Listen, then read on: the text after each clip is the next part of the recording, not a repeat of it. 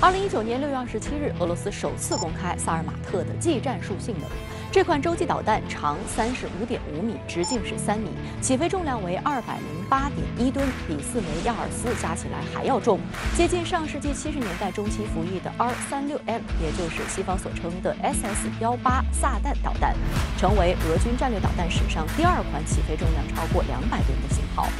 萨尔马特的有效载荷高达10吨，可携带10枚重型或15枚中型分导核弹头。1枚萨尔马特可以摧毁相当于整个法国的面积。如果不携带分导式核弹头，萨尔马特也可以携带3枚 YU-71和24枚 YU-74高超音速滑翔飞行器，也就是现在所称的先锋高超音速导弹。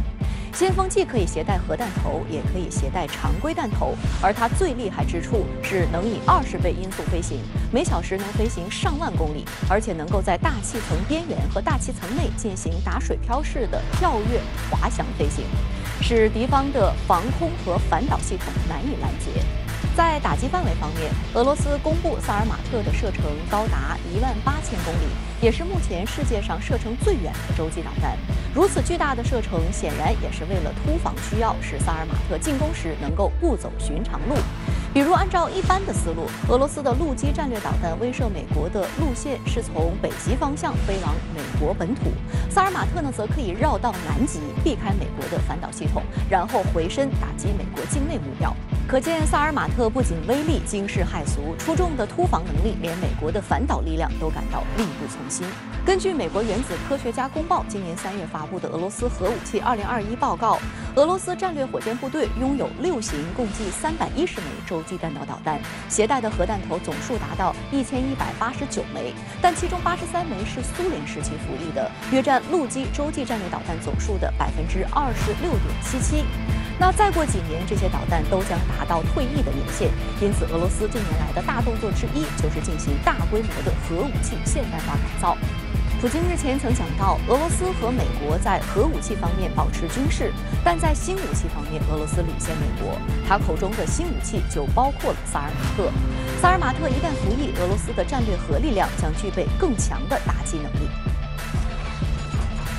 就在俄罗斯公布3款杀器之后，美国方面已经明确表态，愿意与俄罗斯就乌克兰问题坐下来谈，并且愿意就俄罗斯列出的清单进行面对面的沟通。美国在目前的形势下跟俄罗斯重新坐下来谈判，事实上是屈从于目前的形势，特别是俄罗斯的军事实力。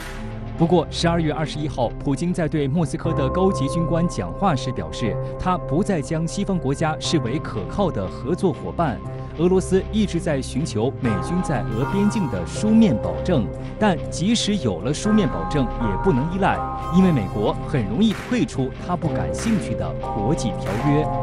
俄罗斯现在明显在做2手准备，那其中一手呢是对外已经放出了大量的这个和平的诚意和谈判的信号。普京总统早就明确表示过要和西方、要和美国进行这个谈判。那这个谈判显然是一个和平的目的，是释放大量和平诚意的。美国也承诺过不再推动北约东扩，但是现在呢，明显就是要推动，要把乌克兰也纳入北约。这个是一而再、再而三的打破他自己的各种承诺，然后呢，做这些事情这政治上的动作没有任何限制，没有任何